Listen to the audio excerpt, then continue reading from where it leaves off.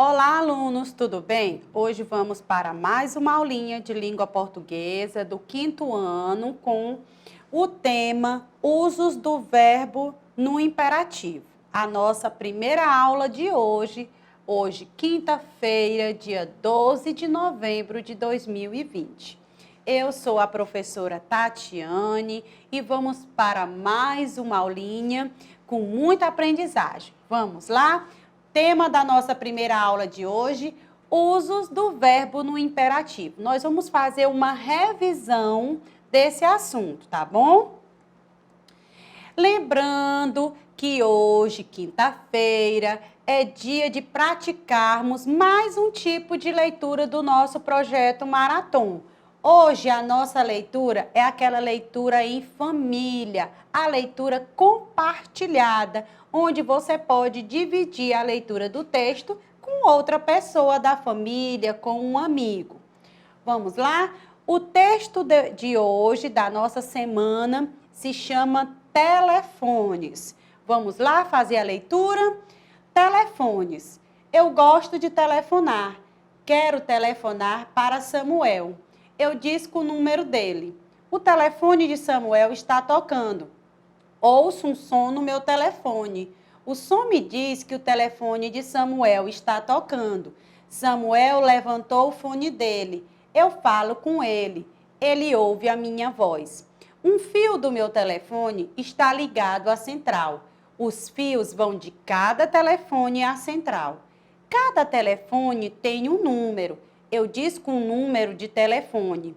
Isso diz à central com que telefone eu quero falar. A maioria dos fios telefônicos passa no subsolo. Muitos fios formam um cabo. Certos cabos muito grandes passam no fundo do mar. Navios especiais os colocam lá. Às vezes, os trens têm telefone. A gente pode telefonar no trem. Há telefones nas minas. Os mineiros podem telefonar ao homem da superfície. Esse texto, ele está no livro Para Ler e Reler, na página 86. Então, é um texto bem legal, não é isso? Nós temos umas imagens aí para deixar um texto um pouco mais animado, tá bom? Não esqueçam de praticar a leitura, podem mandar um áudio e o vídeo com a leitura compartilhada. Estou aguardando, viu? Agora, vamos para a nossa aulinha mesmo.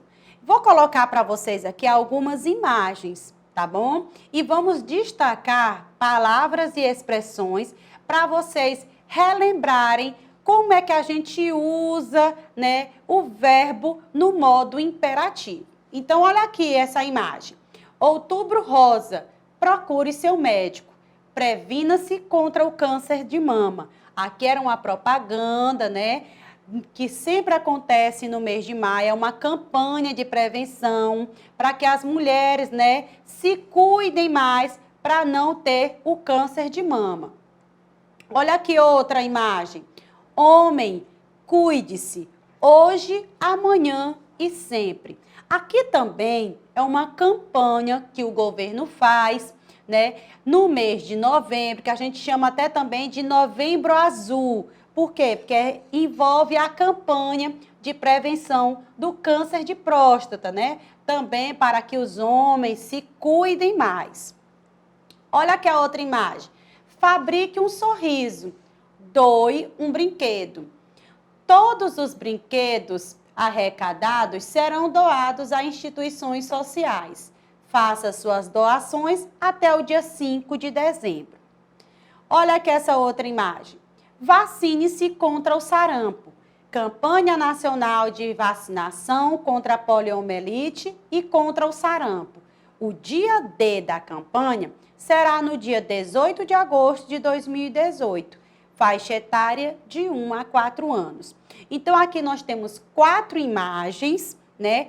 4 propagandas, que nós temos aqui palavras e expressões que envolvem o nosso tema. Olha aqui para a primeira imagem. Olha aqui essa expressão. Previna-se. Na segunda imagem, fabrique. Doe. Terceira imagem, cuide-se. E na quarta imagem, vacine-se. Todas essas palavras e expressões, nós temos o verbo no modo imperativo. E agora nós vamos rever, né? Nós vamos revisar, bora lá revisar esse assunto. Como é mesmo o verbo no modo imperativo? A gente tem que lembrar que no modo imperativo não existe a primeira pessoa. Você vai dar uma ordem para você mesmo? Não, não é isso? Você vai dar um ensinamento para você mesmo, será? Geralmente são as pessoas, as outras pessoas que dão um ensinamento para a gente, que dão uma ordem para a gente, que faz um chamamento, não é isso? E não você mesmo, né? Então, o imperativo, ele utiliza outra coisa que a gente pode destacar também, é a questão que os pronomes ficam depois do verbo. Quer ver? Vou voltar aqui rapidinho. Olha aqui o pronome, ó. Pronome se, né? Cuide-se, fabrique. Preste atenção nesses detalhes, tá bom?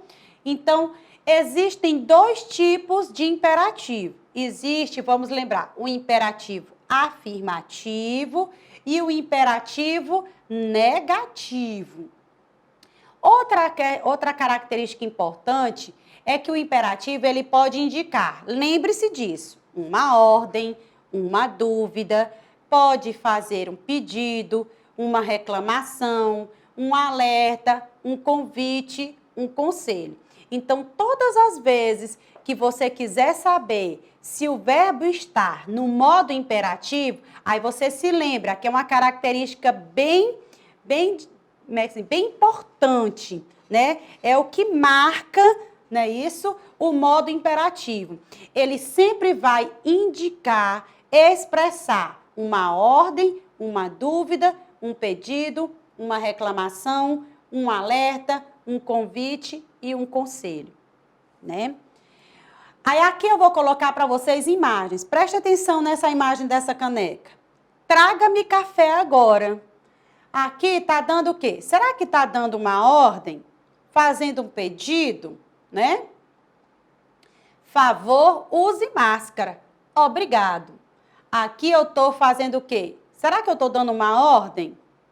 Né? Aqui eu posso dizer que eu estou fazendo estou indicando uma ordem, posso estar expressando um pedido, não é isso? Fazendo um alerta, dando um conselho. Olha essa outra imagem.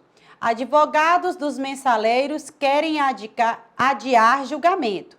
Por favor, pare agora. Senhor juiz, pare agora, né? Então, aqui eu tenho a imagem de uma charge, onde também eu tenho verbos no modo imperativo. E aqui, né? Será que está indicando uma ordem, né? Ou um pedido? Será que está fazendo um convite, né? E aqui nessa última imagem, olha que imagem interessante, né? Preste atenção nessas duas pessoas aí. Não grite em meus ouvidos, né? Então aqui, será que a pessoa está fazendo um convite, um alerta, dando um conselho, né? Então, essas quatro imagens, elas expressam, né, de uma melhor maneira, o modo imperativo, o verbo no seu modo imperativo.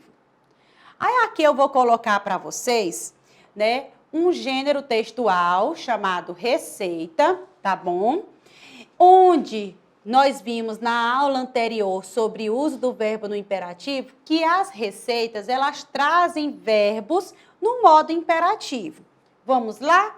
Hoje a nossa receita é de mousse de gelatina de limão, né? É do site da Mia Dicas.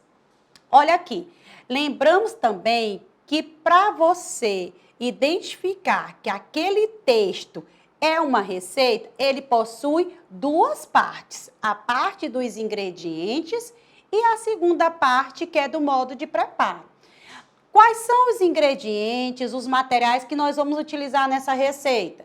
500 ml de água quente, 2 gelatinas de limão, onde cada pacotinho tem 25 gramas cada um, uma caixinha de leite condensado, a caixinha com 395 gramas, uma caixinha de creme de leite, a caixinha tem que ter 200 gramas, E você pode decorar com raspas de cascas de limão. Como é que eu vou pegar esses ingredientes e misturar para fazer esse mousse? Aí vem a parte do modo de preparo. Primeiro, dissolva as gelatinas em 500 ml de água quente. Segunda etapa, coloque todos os ingredientes no liquidificador e bata por 5 minutos. Terceira etapa, despeje numa forma e leve ao freezer por 1 hora. E a quarta etapa, quando estiver dura, desenforme e decore com raspas de cascas de limão. Vou colocar aqui para vocês o vídeo, para vocês verem como é que ela vai fazer, essa pessoa vai fazer essa receita do mousse de gelatina. E muitas vezes não aparece detalhado, né, escrito o modo de fazer, de preparar e nem os ingredientes. Mas no vídeo, geralmente, vem as legendas. E prestem atenção que nos vídeos dessas receitas aparecem verbos no modo imperativo. Vamos lá ver o vídeo?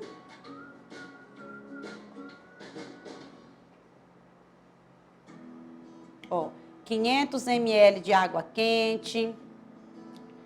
Os 2 pacotinhos de gelatina de limão.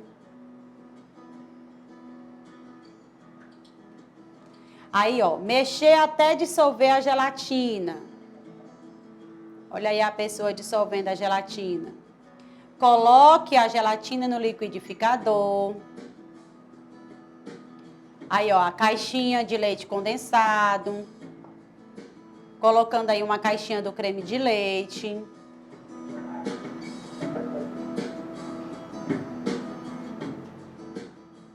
Bater por 5 minutos.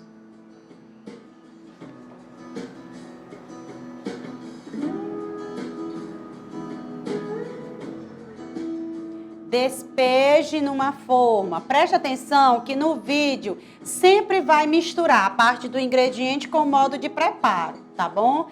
Vai mostrando os dois como se faz. Aí agora, leve ao freezer por 1 hora. Olha aí, depois de 1 hora no freezer. Aí ela pegou um prato, né? Virou a forma para poder desenformar. Você pode escolher qualquer outra forma, tá bom? E tá aí a receita pronta do mousse de gelatina de limão do site Mia Dicas. Então, preste atenção que no site aparece, né, o vídeo. Se você acessar esse site, vai aparecer sempre vídeos com legendas. E nas legendas aparecem verbos no modo imperativo. Então, nessa receita, quais são os verbos no modo imperativo? Olha aí. Dissolva, coloque, bata, despeje, leve, desenforme e decore, né? Essas palavras aqui, esses verbos, eles estão indicando uma ordem, um pedido, um conselho, né? Estão fazendo o quê? Qual é a função desses verbos aqui, né? É de quê? Vamos lá? Tá dando a ideia de quê? Está informando o quê? Tá dando uma instrução, não é isso? Para que você possa fazer aquela receita bem direitinho. Agora nós vamos para os nossos exercícios, colocar em prática o que nós aprendemos. Primeira questão, leia o texto a seguir e responda. Olha aí o texto. Inspire-se. Primeiro, abra-se para o novo. O que você sempre quis aprender, mas nunca teve tempo de estudar?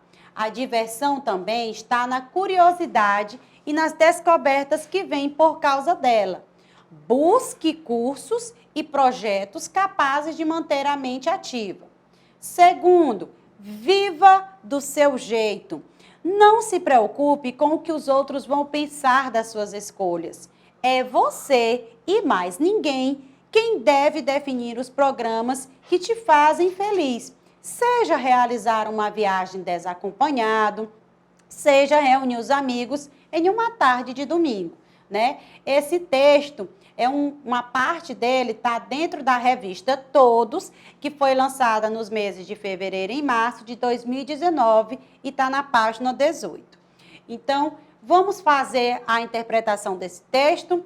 Letra A. Observe atentamente os trechos a seguir. Marque aquele em que o verbo grifado está no modo imperativo. Olha aí os trechos. O que você sempre quis aprender, mas nunca teve tempo de estudar? Segundo trecho. Busque cursos e projetos capazes de manter a mente viva. Terceiro trecho. Seja realizar uma viagem desacompanhado. Letra B. No texto lido, os verbos no modo imperativo, eles vão exprimir uma ordem, um desejo ou um conselho. Vou dar o tempinho para vocês responderem. Voltem no texto, voltem o vídeo da nossa aulinha, leiam o texto novamente.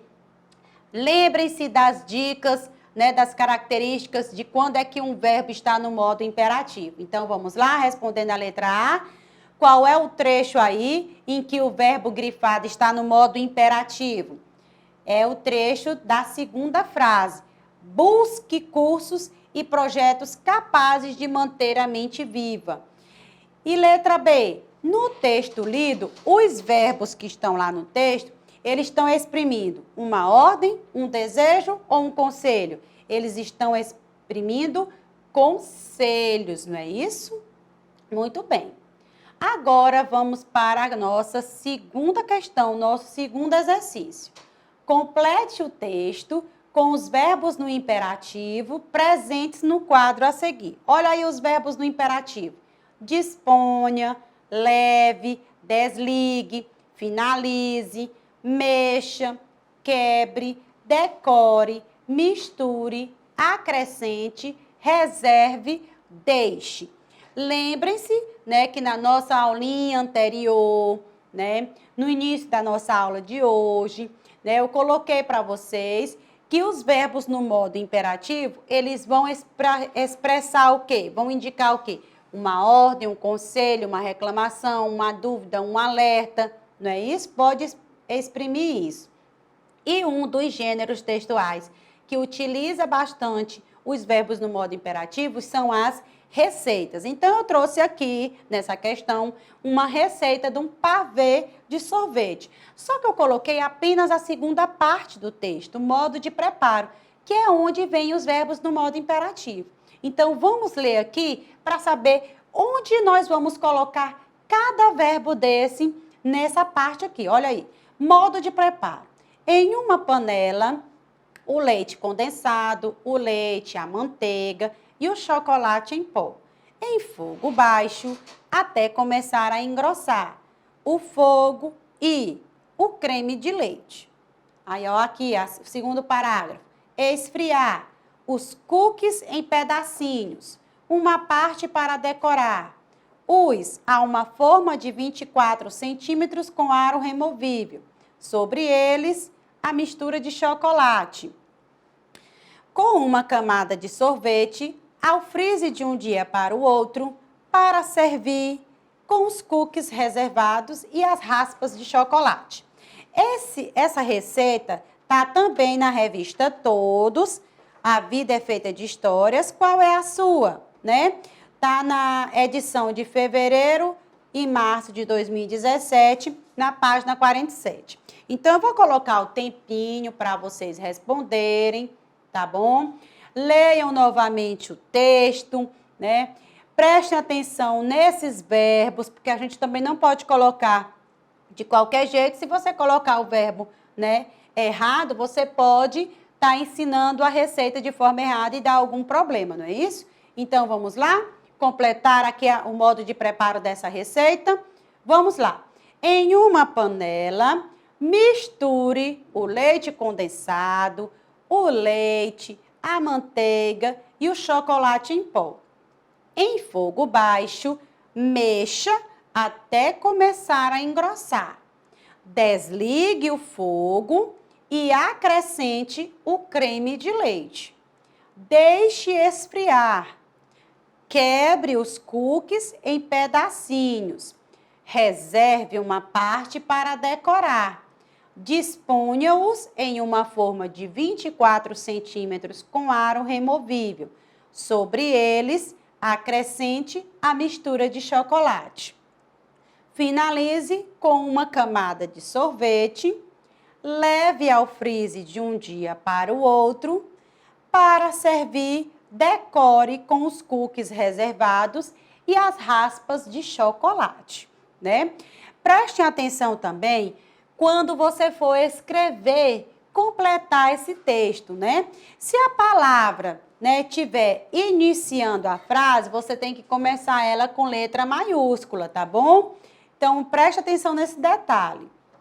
Agora vamos para o nosso terceiro exercício. Assinale as alternativas que trazem verbos no imperativo afirmativo, né? Eu estou afirmando alguma coisa, estou dizendo que aquilo é verdade, que está acontecendo. Olha aí as expressões. Venha logo. Espero que você viaje bem. Por favor, desça daí. Olhe que lindo. Ela contempla a bela paisagem. Então, preste atenção, leiam novamente essas expressões. Vou colocar o tempinho para vocês responderem. Qualquer dúvida, voltem ao vídeo, né, o início da aula. E aí, vamos lá? Qual dessas expressões aí nós temos verbos no modo imperativo, afirmativo? Quais são? Venha logo. E tem mais uma, bora lá, qual é? Por favor, desça daí, não é isso? Agora nós vamos para o nosso quarto exercício, olha aí. Veja a tirinha a seguir. No último quadrinho, olha, eu estou dando a dica, lá no último quadrinho, o enunciado da placa utiliza o verbo pisar. Em que modo? Olha aí o quadrinho, tem o primeiro quadrinho, tem o segundo quadrinho e aqui o terceiro quadrinho, né? Se você prestar atenção, olha aqui, ó, no primeiro quadrinho, vamos analisar aqui, fazer a interpretação dessa tirinha. Olha aqui no primeiro quadrinho. Ele está em algum local, né, como se fosse um parque, uma praça, que contém um espaço com grama. Aí a gente observa, ó, essa parte aqui cinza, parece uns arcos, né? Impedindo que a pessoa passe. E ele está vendo que tem alguma coisa, ó, uma plaquinha com alguma coisa escrita. Mas ele não está enxergando, ele faz até assim, né, com a mão. E aí, ó, ele corre, né, para saber o que é, ó. Os pontinhos de interrogação são as dúvidas. Aí, quando ele chega, ó, desapontado, não pise na grama. Então, o verbo pisar aqui está conjugado, tá na forma pise, né? Não pise na grama. E aqui, esse verbo pisar, ele está no modo imperativo, está no modo indicativo ou ele está no modo subjuntivo? Vou dar o tempinho para vocês responderem. Respondam com calma, não precisa ter pressa, tá bom? Tentem se lembrar do que nós já estudamos sobre esse assunto. E aí? O verbo pisar está aqui nessa tirinha, expressando o quê? Está em que modo? Está no modo imperativo, né? Ó, não pise. E eu ainda digo mais, no modo imperativo negativo, né? Aqui ele pode estar dando um conselho, dando uma ordem, fazendo um alerta, não é isso? E vamos agora para o nosso quinto e último exercício. Leia a tirinha a seguir. Nela aparecem expressões no modo imperativo. Identifique-as. Olha aí a tirinha. Vamos lá? Tirinha aqui. Você vai ver o que é bom para tosse. Prepare-se para levar uma sova. Toma isso. Vai, segura essa. É inadmissível que no terceiro milênio ainda não tenham proibido a briga de pulgas, né? Aqui é uma tirinha de Fernando Gonçalves, né? Tá no texto, no livro Em Boca Fechada Não Entra Mosca. Foi lançado em São Paulo pela editora Devi em 2008 e está na página 6, tá certo? Vou dar o tempinho para vocês responderem, leiam novamente a tirinha e identifiquem as expressões onde o verbo está no modo imperativo. Vamos lá? Qual é a nossa resposta aí? Você vai ver o que é bom para tosse. Prepare-se para levar uma sova. Toma isso. Vai, segura essa. É inadmissível que no 3º milênio ainda não tenham proibido a briga de pulgas. Quais são mesmo as expressões que estão com o verbo no modo imperativo? Olha aí no primeiro quadrinho. Prepare-se. No segundo quadrinho, toma. Ainda no segundo quadrinho, segura essa. E lá no terceiro, não tem, não é isso? Então, aqui nós temos 3 expressões onde o verbo está no modo imperativo. E aí eu pergunto para vocês, aqui essas expressões, elas estão indicando o quê? É uma ordem? É um conselho? Um pedido? Fazendo uma alerta? Uma reclamação? E aí? Vocês podem também fazer outras interrogações, outras perguntas dessas questões, né? E aí eu deixo para vocês mais uma perguntinha dessa questão. Essas expressões, elas estão indicando o quê? Estão expressando o quê? É uma ordem, um conselho, um pedido, estão fazendo uma reclamação, um alerta, né? Estão aconselhando? Como é? Né? E aqui nós encerramos a nossa primeira aulinha de hoje. Deixo o meu abraço virtual a todos vocês. Continuem estudando e até a próxima aula. Tchau, tchau!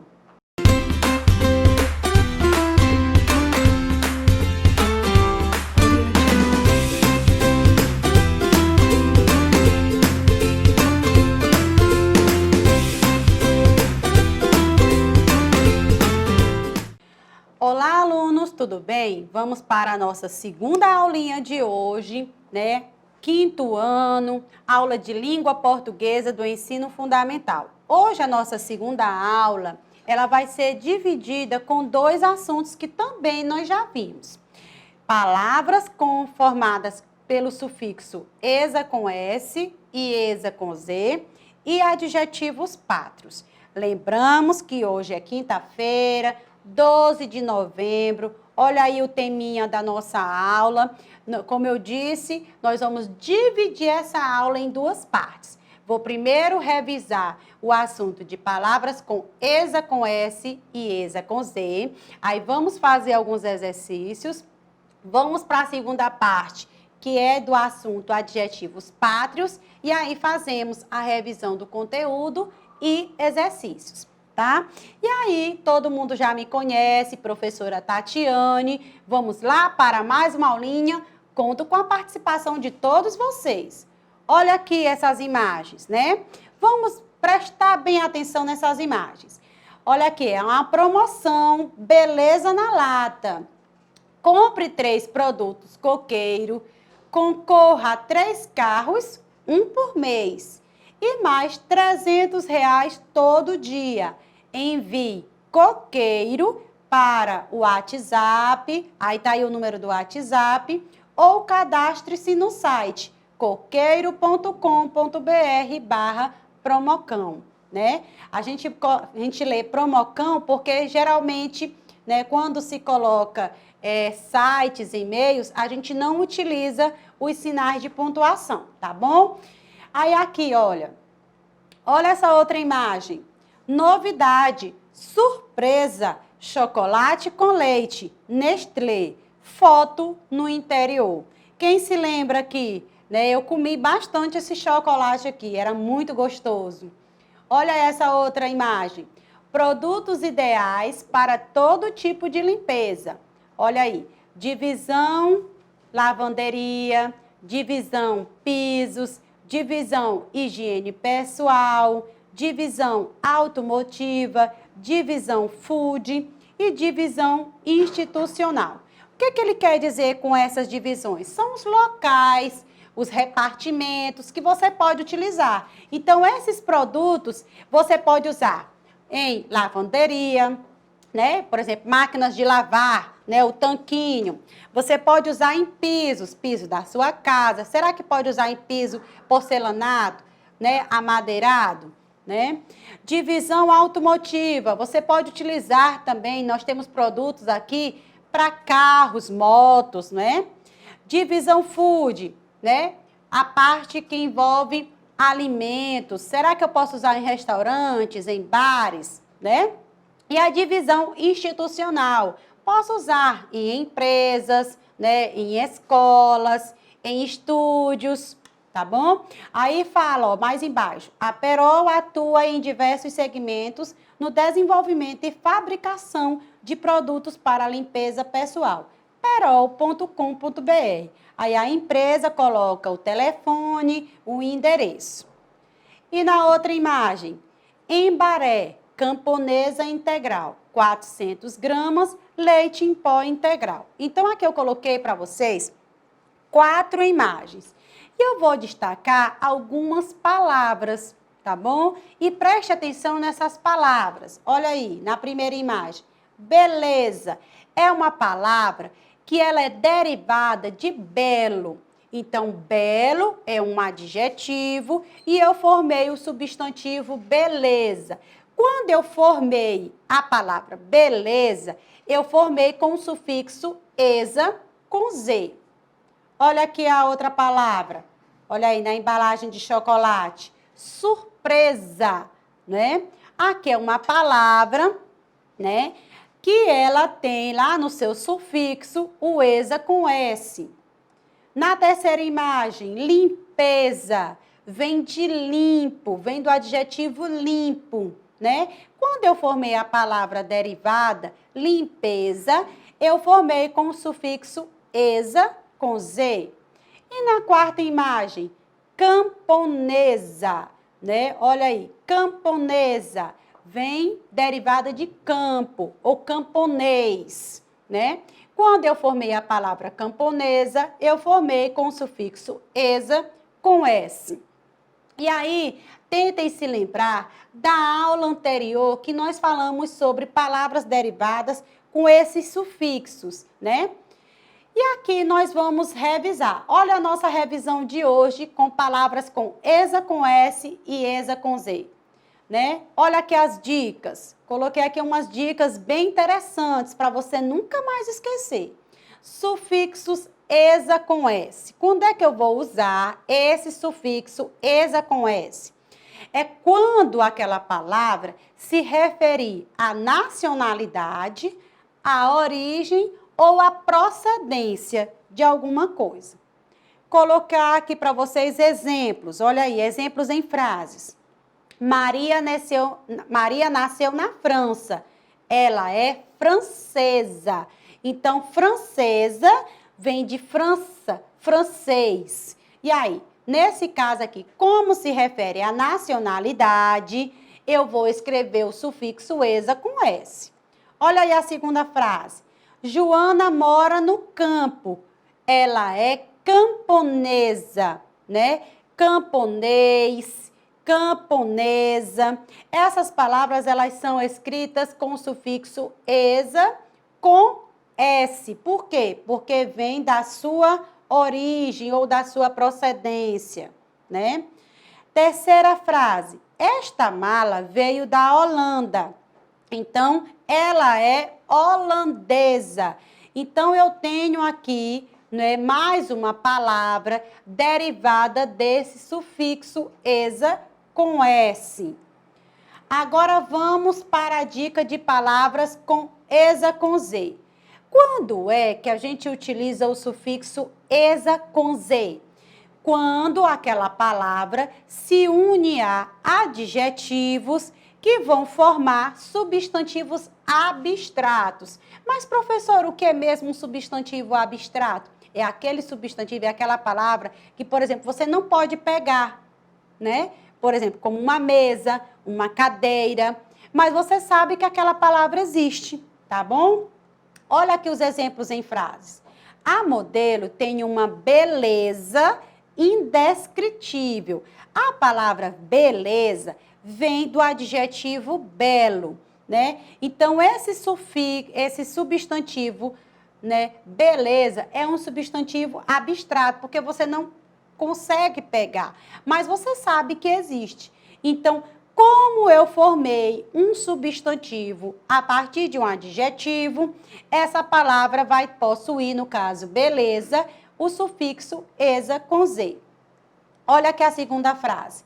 A bailarina tinha leveza nos movimentos. A palavra leveza vem de leve, que é o adjetivo.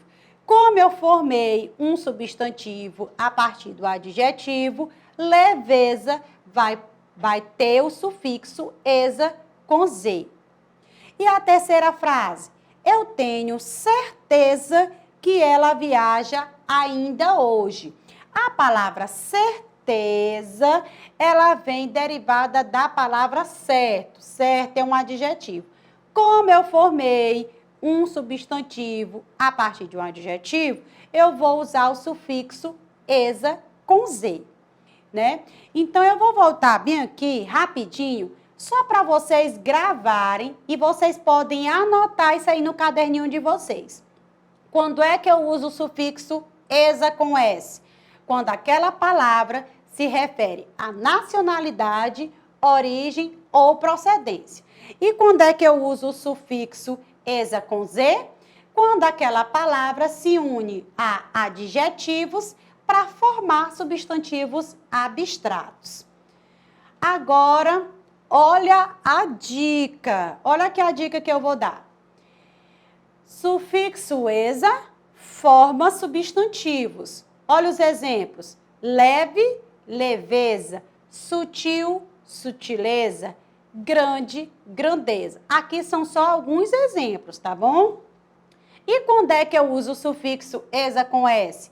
Quando ele forma, né, adjetivos, forma substantivos abstratos. Olha os exemplos. Princesa Ariane, casa da condessa, gata siamesa. E não se esqueçam, sufixo esa é quando quer indicar a nacionalidade, a origem ou a procedência. Então, aqui, ó, princesa, condessa, siamesa, está dizendo a sua procedência, a sua origem, tá bom? Vamos agora para os nossos exercícios envolvendo essa questão de palavras formadas com esa com S e esa com Z. Olha aí o primeiro exercício. Complete as palavras com esa com S ou esa com Z. Olha aqui as palavras. Realeza, nobreza, tirolesa, finlandesa, natureza, avareza, escocesa, duquesa e delicadeza. Olha aí essas palavras. Vou dar o tempinho para vocês responderem. Tentem se lembrar das dicas, das revisões, né, que eu dei para vocês, né? Tentem se lembrar da aula anterior que nós vimos sobre isso. Eu pedi para vocês fazerem anotações no caderninho. E aí? E se lembrem, esa com S, quando indica nacionalidade, origem ou procedência. E o esa com Z é quando vai formar, né, adjetivos e substantivos abstratos. Olha aí, realeza é com Z, né?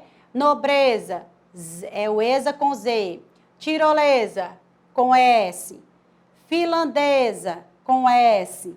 Natureza Z. Avareza Z. Escocesa S.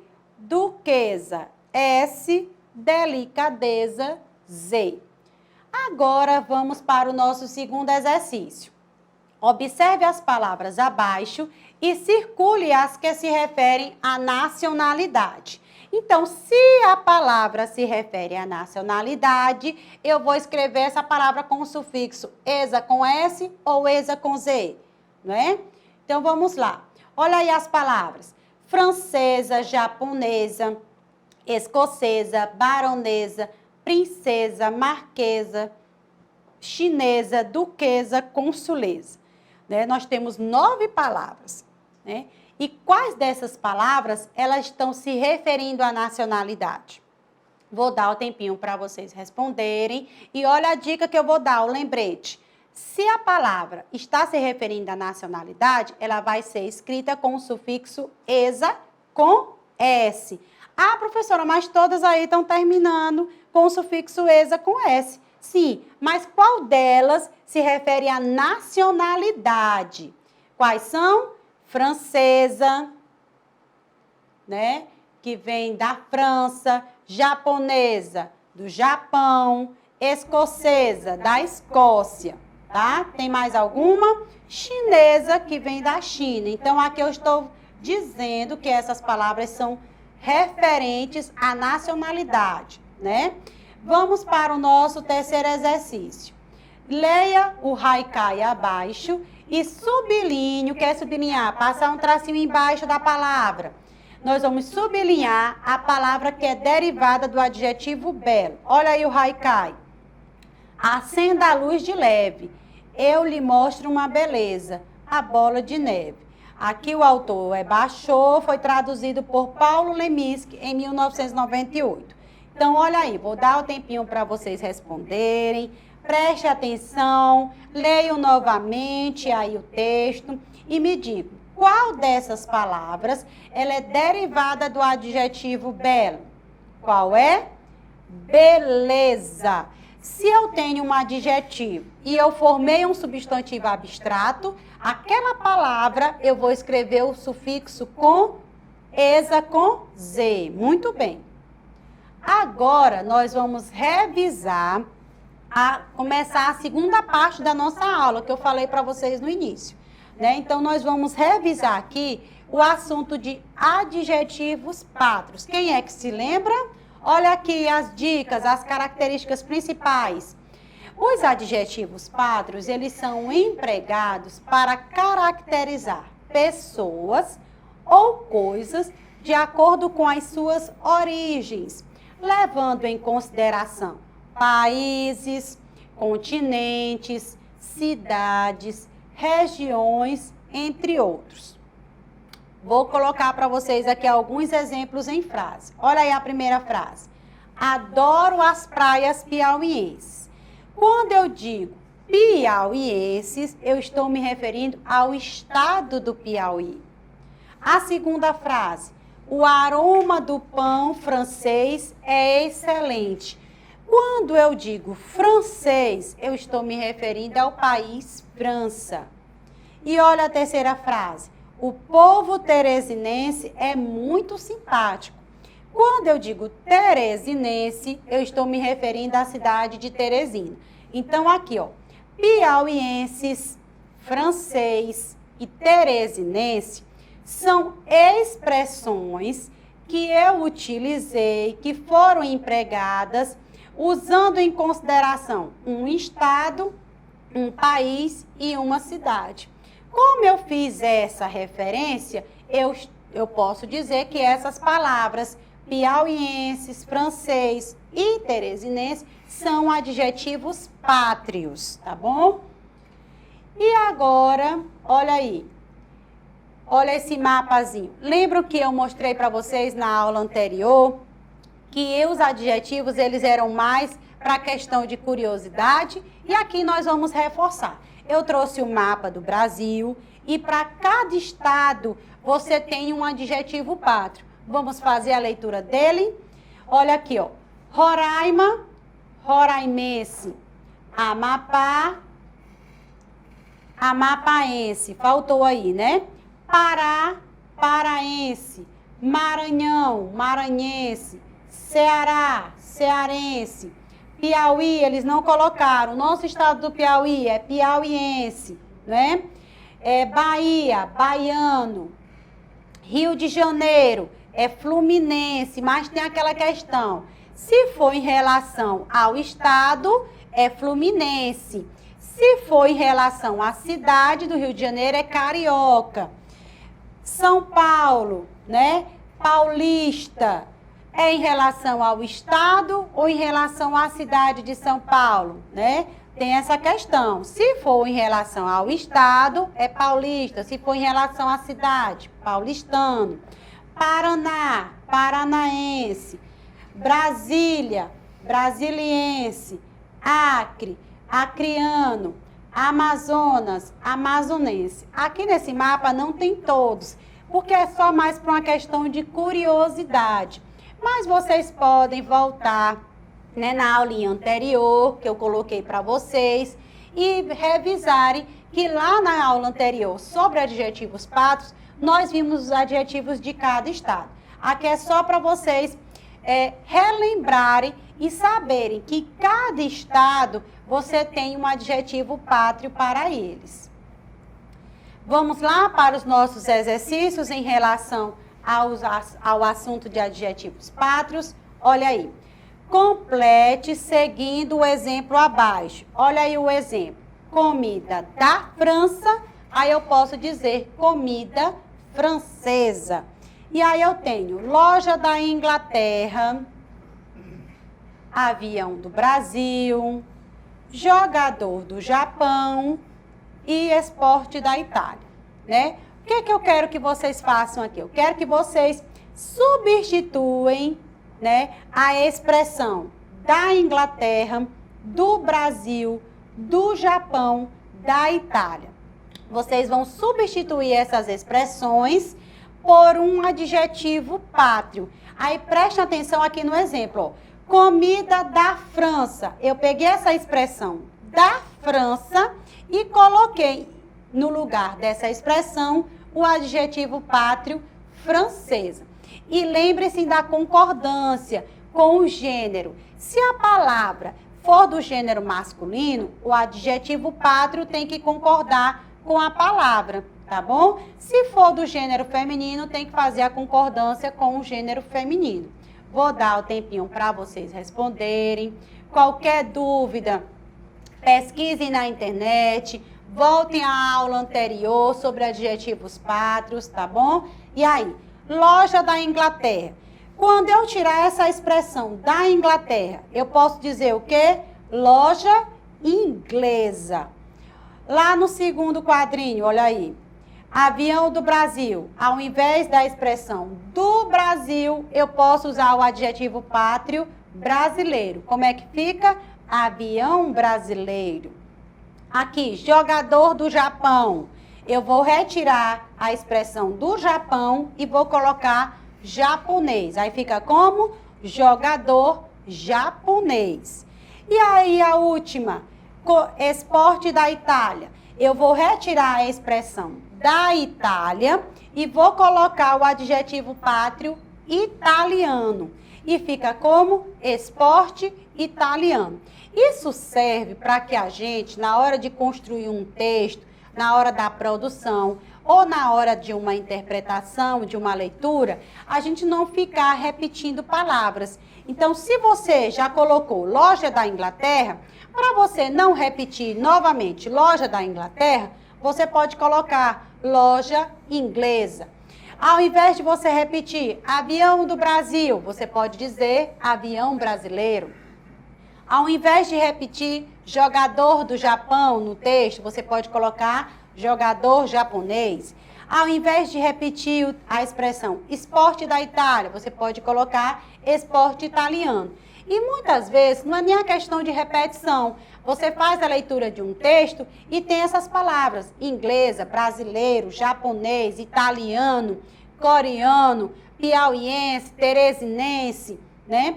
E aí você já vai sabendo qual é a origem, a nacionalidade que está se referindo àquela pessoa ou àquela coisa. O nosso quinto exercício, né?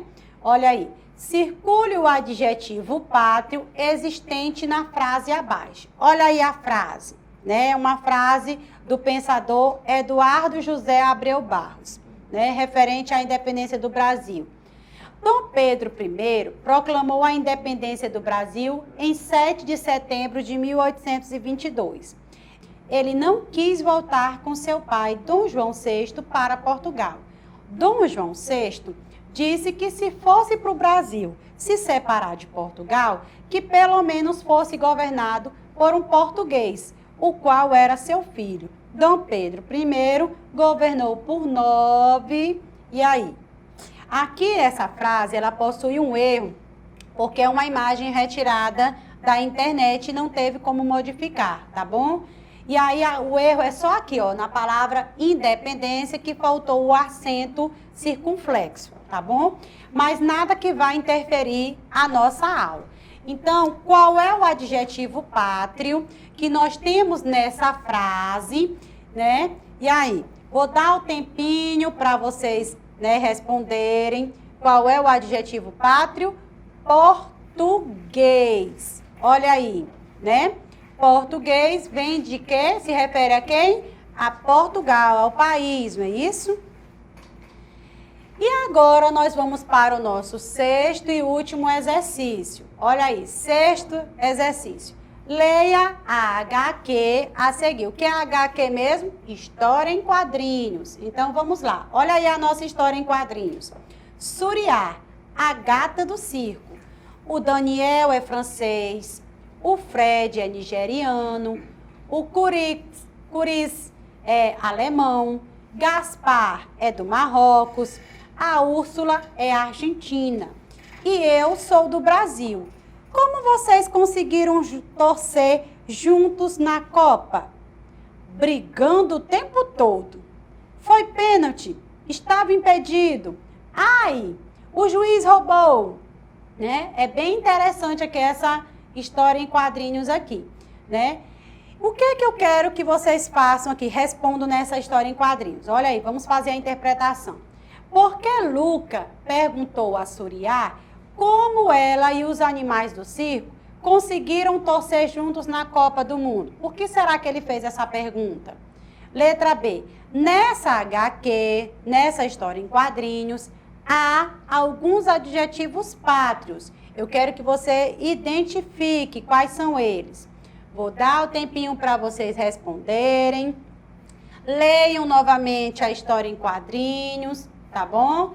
E preste atenção. A história em quadrinhos, ela é bem interessante para fazer a interpretação. Vamos lá fazer mais uma leitura? Suriá, a gata do circo. O Daniel é francês, o Fred é nigeriano, o Curis é alemão, Gaspar é de Marrocos, a Úrsula é argentina e eu sou do Brasil. Como vocês conseguiram torcer juntos na Copa? Brigando o tempo todo. Olha essa imagem aqui. Foi pênalti, estava impedido. Ai, o juiz roubou. Então, na letra A, por que Luca perguntou a Suriá como ela e os animais do circo conseguiram torcer juntos na Copa do Mundo? Por que foi? Porque assim como cada animal possui uma nacionalidade diferente, cada um torce para o time do seu país de origem, não é isso? Por isso que o Luca perguntou para a Suriá, porque tem o francês, tem o nigeriano, tem o alemão, tem quem é de Marrocos, da Argentina, tem o do Brasil. Então, só aí nós temos 1, 2, 3, 4, 5, 6 nacionalidades, né? Então, são 6 países diferentes, né?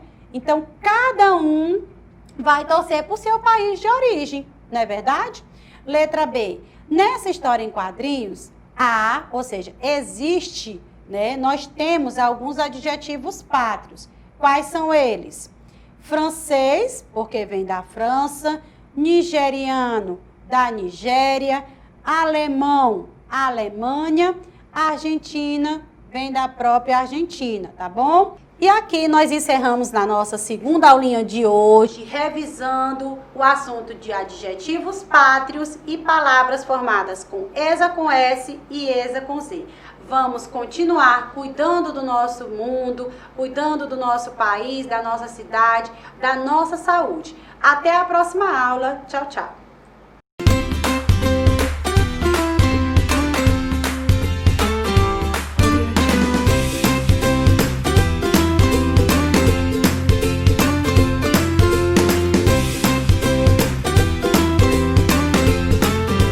Bom dia, eu sou a professora Ila. Hoje nós vamos ter uma aula de geografia. ok? Nós somos a turma do 5º ano, hoje é o dia 12 de novembro, ok? O nosso assunto hoje é trabalho e acúmulo de capital na organização das paisagens. O que isso tem a ver? Quanto mais você trabalha, em teoria, mais dinheiro você tem. Nem sempre é a prática, mas essa é a teoria. Se você tem mais dinheiro, então você vai mudar mais a sua paisagem. Isso é verdade, isso é real. Não está só no campo da teoria. Quanto mais dinheiro você tem, mais você investe, então mais modificações tem na paisagem que você vive, ok? Hoje a gente vai ver algumas diferenças entre aquelas paisagens onde tem maior investimento, mais dinheiro envolvido, e aquelas paisagens que tem menos dinheiro, que tem menos investimento. Mas antes da gente começar, vamos lembrar que é uma coisa muito importante. Zona urbana e zona rural. Zona urbana é onde nós temos mais prédios, é a cidade, é onde nós temos mais tecnologia, onde nós temos os espaços que nós conhecemos mais, né? Tem prédio, tem hospital, tem escola, tem shopping, tem lojas, tem internet em todo lugar, Wi-Fi em quase todas as casas.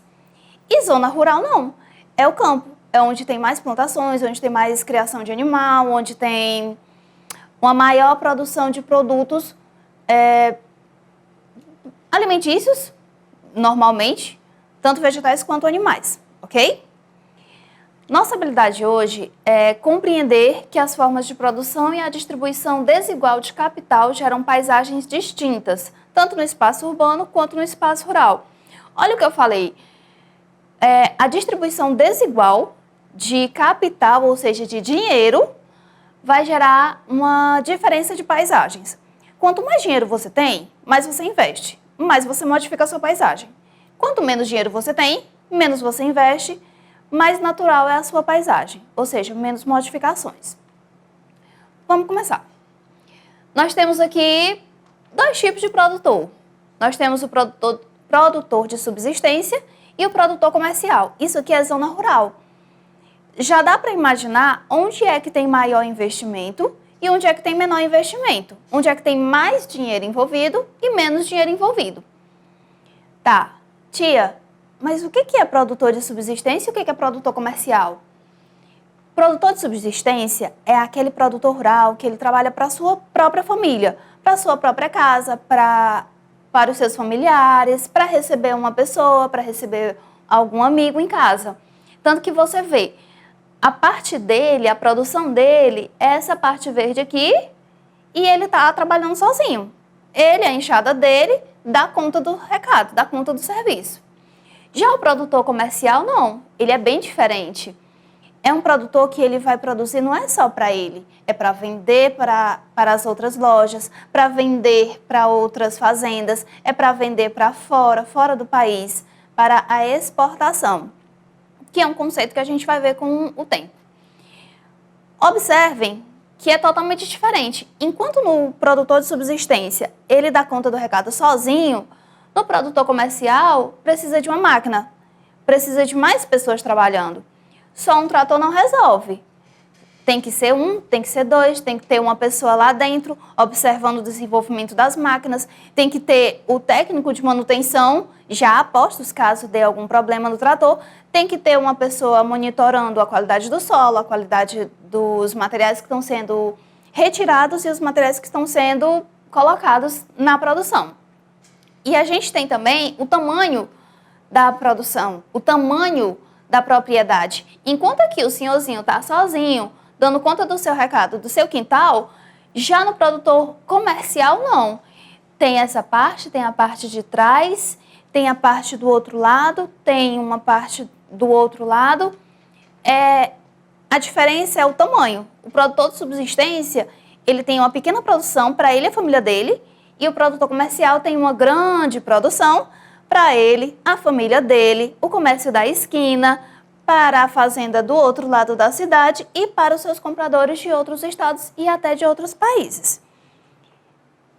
O que a gente vê?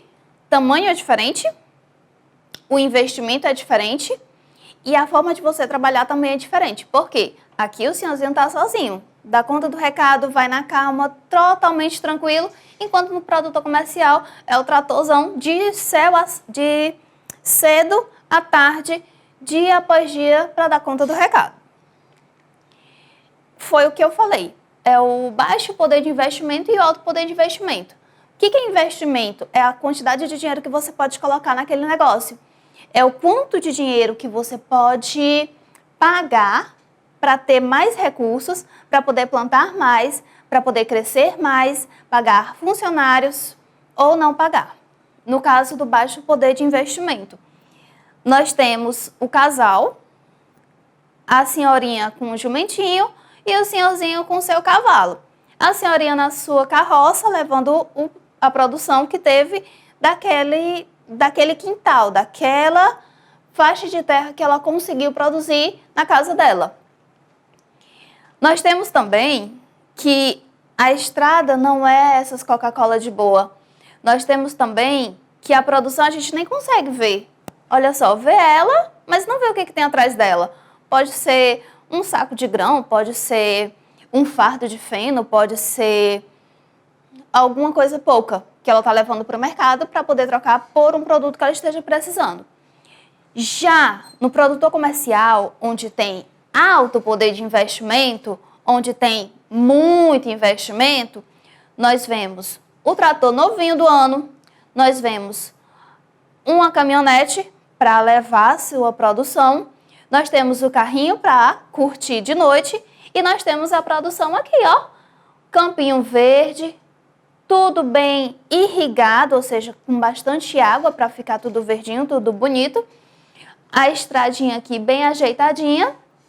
Enquanto isso, a senhorinha e o senhorzinho, eles não têm esse poder de investimento, então eles não vão modificar a paisagem ao redor deles.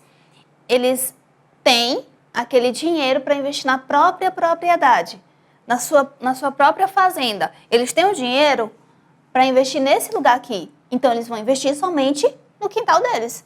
Eles não vão mudar a paisagem, eles não vão mexer na rua, eles não vão mexer ao redor da rua só porque eles estão achando feio. Eles precisariam ter um maior poder de investimento, eles precisariam de mais investimento para poder mudar dessa paisagem aqui para essa paisagem aqui. Tia, tá, e daí? E daí que quanto mais investimento, mais você muda a paisagem. Se a gente for para o interior do Piauí, para o interior do Ceará, que são as regiões mais próximas, elas têm essa paisagem aqui.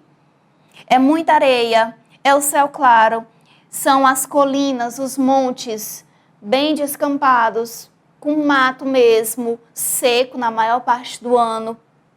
Eles não têm poder de investimento, então eles não vão se preocupar com isso. Quem tem investimento, quem tem alto poder de investimento, quem tem dinheiro, vai investir no seu trator, vai investir na sua caminhonete de trabalho, vai investir no seu carrinho para raiar, vai investir na beleza do seu terreno, ok? E na cidade? Na cidade é do mesmo jeito. Olha só a diferença que a gente tem. Cidade pobre, cidade rica. Baixo poder de investimento, alto poder de investimento. Pequenos terrenos para cada um, muito terreno para cada um. O que isso tem a ver? Tá. Na cidade, a diferença de renda, de distribuição de renda, também é uma realidade. No campo nós temos diferença de distribuição de renda. Alguns com muita renda para investir no seu trator, no seu caminhonete, no seu carrinho, na paisagem da sua fazenda e ao redor da sua fazenda. E aqueles que não têm, que têm um dinheirinho para comprar um jumentinho, um cavalo, uma carroça e levar a sua produção para o mercado, para tentar subsistir, para tentar sobreviver. A sua família e um amigo que venha passear. Na cidade também é assim, tá? Quando você tem baixo poder de investimento, você mal consegue, se consegue, os seus pequenos espaços dentro da cidade. Mas quando você tem o seu alto poder de investimento, você consegue, com o seu capital, com o seu dinheiro, comprar espaços grandes. O que eu quero que vocês entendam daqui, tá? Aquelas pessoas que têm baixo poder de investimento, aquelas pessoas que têm um capital mais baixo, que têm menos dinheiro, elas conseguem espaços menores e elas não conseguem manter uma certa distância que garanta a privacidade dos outros, tá? O que a gente vê aqui? Várias casinhas, umas amontoadas nas outras, uma ruazinha aqui, uma ruazinha ali, uma casa em cima, uma embaixo, uma casa junta, uma de frente, uma de lado. Por quê? Eles não têm tanto poder de investimento, eles não têm tanto capital, então eles não podem investir em terrenos maiores com casas maiores. Já na cidade, na parte da cidade com alto poder de investimento, eles têm verba, eles têm dinheiro, eles têm capital. Cada um com seu andar, cada um com a sua piscininha. Além disso, tem a quadra que eles têm só para eles, só para os moradores desse prédio. Eles têm a sua quadra, 2 quadras. Tem uma piscina grande, quando quiser receber amigos, quando quiser receber outros familiares. Isso graças ao alto poder de investimento, graças ao alto poder aquisitivo, ao alto capital. Eles tiveram dinheiro para investir em espaços maiores, em espaços privilegiados, bem construídos e com uma paisagem mais bonita. Bonita sim, temos que reconhecer. Essa parte da cidade que foi mais trabalhada, com alto investimento, ela é mais bonita. Não que seja mais digna, porém, nós temos que reconhecer, não é? Mas por que será que isso acontece? Será que foi, sei lá, presente de Deus? Alguns podem acreditar que sim. Será que foi sorte? Alguns também podem acreditar que sim. Outros acreditam que é isso aqui. Agora trocou de lado, tá, pessoal? Alto poder de investimento desse lado e o baixo poder de investimento do lado de lá. O que acontece? Por que algumas pessoas têm alto poder de investimento e outras têm baixo poder de investimento? Não é só por sorte, tá? Pessoas que têm alto poder de investimento, normalmente têm muitas fontes de renda. Aqui nessa imagem a gente tem 7 fontes de renda, mas pode ser mais. O que é isso? É o seu trabalho de carteira assinada, é a casa de aluguel. Ele comprou uma casa, a alugou e aquele aluguel que ele recebe todo mês é uma fonte de renda. Ele pode ter comprado uma ação no banco, que é uma participação, você comprou uma participação e vai ganhando mês a mês os lucros dessa participação. Além de outras fontes de renda que ele pode ter. Pode fazer um bico aqui, um bico ali, né? São pessoas que não assistem muito a TV, ou seja, eles não passam tanto tempo em casa, só de barriga para cima, comendo e assistindo TV. São pessoas que leem diariamente, ou seja, eles têm mais cultura, por assim dizer. Não é que eles sejam melhores, não. É porque eles foram ensinados ao longo da vida a ler mais, a se dedicar mais aos estudos, a trabalhar mais, tá? Criar menos desculpas para isso. Mas não é que eles nasçam melhores, não. Eles foram educados para isso. Enquanto que aquela pessoa que tem o baixo poder de investimento, o baixo poder aquisitivo, ela tem só uma fonte de renda. Normalmente é uma pessoa que só conseguiu arrumar um emprego na vida. Que ela conseguiu, tentou, conseguiu um emprego e tá dando graças a Deus porque tem. Que nem muita gente hoje, né, pessoal? Muita gente dando graças a Deus que tem um emprego hoje. Eu estou dando graças a Deus que tenho um emprego hoje. É uma pessoa que assiste mais TV, ou seja, e lê menos. Assiste mais TV, lê menos. São pessoas que foram educadas a passarem mais tempo na TV, a passarem mais tempo sentados no sofá, assistindo a novela, assistindo o jornal, vendo as coisas ruins ao redor do mundo e lendo menos. Procurando menos conhecimento, estudando menos. E são pessoas que foram levadas a criar mais desculpas. Tia, não estou entendendo, você está me ofendendo? Não, não estou ofendendo. A grande diferença de pessoas com alto poder aquisitivo e pessoas com baixo poder aquisitivo é a educação. Pessoas com alto poder aquisitivo foram educadas a trabalharem mais, a passarem menos tempo em casa, a estudar mais, a buscar mais estudo. Não adianta só ter o curso superior. Tem uma especialização, tem um mestrado, tem um doutorado, vai para fora, vai estudar isso, vai estudar aquilo. Terminou o estudo, estuda outra coisa, vai estudando, vai estudando. E são pessoas que foram educadas ao longo da vida a sempre se levantar e continuar trabalhando. Nada de se descansar. Levanta e trabalha, levanta e trabalha, levanta e trabalha. Enquanto que aquelas pessoas que têm um menor poder aquisitivo foram pessoas que culturalmente foram educadas ao longo da sua vida que um emprego tá bom. Graças a Deus, tem um emprego. Fica em casa, assiste TV. Vai, senta no sofá, vamos assistir a novela, vamos assistir o jornal, vamos ver o que está acontecendo ao redor do mundo. Pessoas que foram educadas a... Terminou o ensino médio? Bacana, vai lá trabalhar. Tá ótimo, deu certo já. São pessoas que foram educadas, que ao longo da vida cresceram, acreditando que, gente, tem um emprego bacana. Assisti minha novela hoje. Uhul! Tá tudo bem? Beleza, pronto. São pessoas que já foram educadas assim, ok? Tá errado? Não, não está errado. Observem bem, eu estou dizendo que elas foram educadas para isso. Mas será que foi porque elas quiseram? Isso é uma questão que você tem que perguntar. Será que elas quiseram isso para a vida delas? Será que essas famílias quiseram ensinar seus filhos e as suas filhas que só um emprego tá bom? E que assistir TV tá bom? O que vocês pensam? Imaginem aí, parem um minuto da vida de vocês e pensem. Será que elas estão fazendo isso porque elas querem?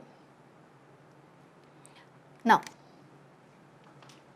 Foram pessoas que não tiveram tanta oportunidade. Eles foram educados assim, eles foram criados assim, eles cresceram dessa forma, acreditando que TV tá bom. Eu tenho meu barraco, eu vou assistir minha TV hoje, eu vou ver o que foi que aconteceu com a novela. Tô feliz da vida.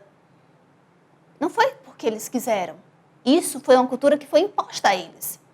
Isso foi algo que eles incutiram na cabeça deles, estimularam eles a aprenderem, a imaginarem que isso está ótimo. Não foi que Deus disse, você vai ser assim. Não. Isso foi uma coisa que fizeram com que eles acreditassem. Que essas pessoas que têm o baixo poder aquisitivo, elas aprenderam que é assim que a vida é. Muito disso tem a ver com o que a gente está vivendo hoje, a pandemia, tá? Olha só essa imagem. Desculpa, professor, mas daqui eu não escuto. Isso é a realidade das pessoas que moram aqui. Das pessoas que moram aqui. Não é porque elas querem, eu vou nascer e eu vou ser assim para a minha vida toda. Não. Muito do que elas não têm o grande poder aquisitivo de comprar uma maquinaria bacana, uma casa bacana, um Rolex bacana, um relógio massa, um celular da hora, um iPhone. É porque elas não tiveram tanta oportunidade, não tiveram tanta igualdade na vida como outras pessoas. E é aí que eu quero chegar. Existem pessoas que têm alto poder aquisitivo. Existem pessoas que têm baixo poder aquisitivo. Existem pessoas que têm muitas fontes de renda. Existem pessoas que não têm tantas fontes de renda assim. Tem uma e graças a Deus. Eu dou graças a Deus. Tem pessoas que não têm muitos livros em casa, mas tem uma TV, assistiu a novela, bacana. E tem outras pessoas que têm várias televisões em casa, mas também tem uma biblioteca em casa, então elas preferem ler ao invés de assistir as coisas ruins do mundo, tá? É isso que eu quero chegar. É nesse ponto que eu quero chegar hoje com vocês. Que as pessoas foram educadas diferentes e hoje se fala que tudo tem que ser igual. Não tem que ser igual. O que a gente conclui de toda essa discussão que a gente está tendo? De tudo isso que a gente viu, pessoas com muito dinheiro, pessoas com pouco dinheiro, pessoas que têm muitas fontes de renda, muitos empregos, muito lugar de onde tirar dinheiro, pessoas que não têm tanto assim. O que a gente conclui? É que quanto maior o poder aquisitivo, quanto maior o dinheiro, melhores as condições de vida e de investimento no desenvolvimento patrimonial e cultural. Patrimonial, mais patrimônio, mais propriedade. Propriedade para morar, para passear, para curtir, para viajar. E cultural da sua família, ou seja, são pessoas que elas são educadas a lerem mais e a procurarem mais conhecimento. E outras, nem tanto, né? Então, quanto maior o poder aquisitivo, mais tudo isso. Quanto menor o poder aquisitivo, menos tudo isso. É importante, nesse caso, nisso tudo, nesse contexto todo, nessa conclusão toda, o que é importante? É importante lutar por uma coisa chamada equidade. Equidade de acesso aos estudos e, consequentemente, às oportunidades de fonte de renda. As pessoas falam de igualdade. Ah, nós temos que ser iguais, nós temos que ter acesso igual, nós temos que ter uma escola igual para todo mundo, nós temos que ter acesso às lojas igual, acesso aos empregos igual. Mas a igualdade nem sempre é boa. Por quê?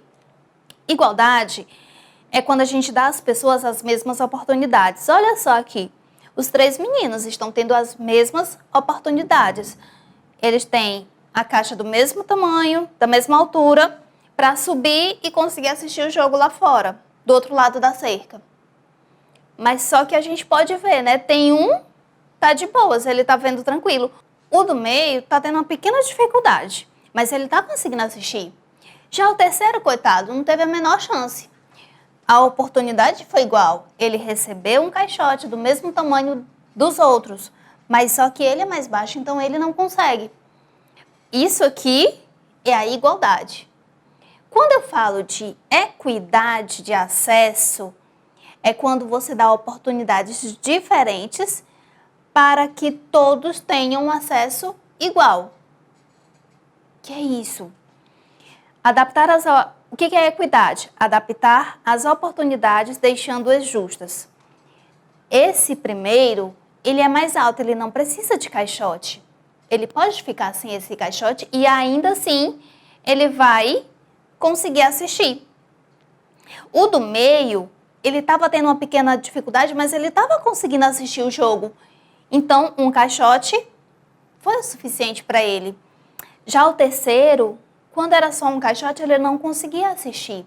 Agora sim, com oportunidades diferentes, os 3 conseguiram ter o acesso igual. É isso que a gente chama de equidade. Para que nós possamos superar essa realidade, para que essa parte do baixo investimento, do baixo poder aquisitivo seja superada e dê lugar ao poder de investimento alto, ou pelo menos um investimento igual, para que todos tenham o mesmo acesso, nós precisamos dessa equidade aqui. São oportunidades diferentes para que todos tenham acesso igual.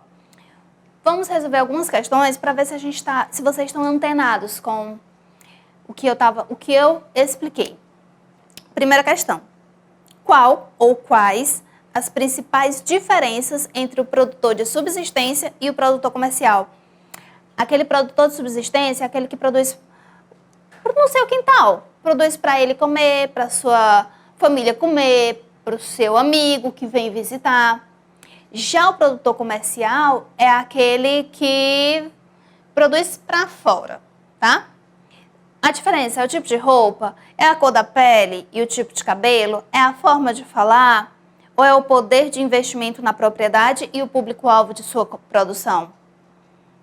Isso é fácil, né, pessoal? Logicamente, é o poder de investimento na propriedade e o público-alvo de sua produção. O produtor comercial é aquele que vai produzir para fora, para ganhar mais dinheiro. Ele investiu muito, ele botou muito dinheiro na sua propriedade. Por quê? Ele quer produzir muito para poder atingir um público grande e assim ele possa vender mais e ganhar mais dinheiro, tá? Mais uma questãozinha. Qual o resultado da desigualdade de distribuição de renda para a paisagem? Será que são moradias iguais, com terrenos do mesmo tamanho para todos? Dinheiro diferente, investimento diferente, será que a propriedade vai ser igual? Será que são moradias diferentes, com terrenos do mesmo tamanho? Ou moradias iguais, mas com terrenos de tamanhos diferentes? Ou será que são moradias e terrenos de tamanhos diferentes para as diversas camadas sociais? Quando você tem um alto poder de investimento, você logicamente vai investir num terreno maior, só para você e para sua família. Quando você tem um baixo poder de investimento, você não tem tanto dinheiro, então você vai investir num espaço menor, porque é o que dá para você comprar, é o que dá para a gente comprar para a nossa família. Então, desigualdade na distribuição de renda gera moradias e terrenos de tamanhos diferentes para as diversas camadas sociais, ok? Não tem muito dinheiro, então vai o que tem, né? E a última questão, o que é necessário para que todos tenham acesso igual ao estudo e opções de fontes de renda? O que a gente precisa para que todos tenham acesso igual a fonte de renda, acesso igual a todas as oportunidades? Será que é a igualdade social? Será que é o equinismo social? Ou a igualdade equina? Talvez algum cavalo no meio? Ou será que é a equidade social? Lembra daquela imagem dos 3 meninos? Quando foi que os 3 conseguiram assistir o jogo? Foi quando teve a igualdade social? Foi quando teve o equinismo social, a igualdade equina ou a equidade social? Logicamente que foi a equidade social, que é quando você dá oportunidades diferentes para que todos tenham acesso igual a todas as oportunidades, ok? Então, pessoal, a gente vai terminando aqui. Participem da aula, pessoal. Não deixem a professora sozinha, tá bom? No grupo. Façam atividade, respondam as perguntas que elas fizerem, conversem, coloquem as suas dúvidas, façam o que a gente pede, tá? Por favor, e mandem as atividades, mande a foto, não deixe a professora sozinha, converse com a sua professora, participe da sua aula, ok? Bom, pessoal, essa foi a nossa aula de hoje de geografia, tá? Nós falamos sobre trabalho, nós falamos sobre distribuição de renda, diferença de distribuição de renda e diferença de paisagem, ok? Tenham bons estudos, fiquem em casa, façam as atividades, não deixe a professora sozinha, tá bom? A gente está trabalhando duro para ensinar vocês tudo que a gente poderia ensinar, tá? Beijo da tia.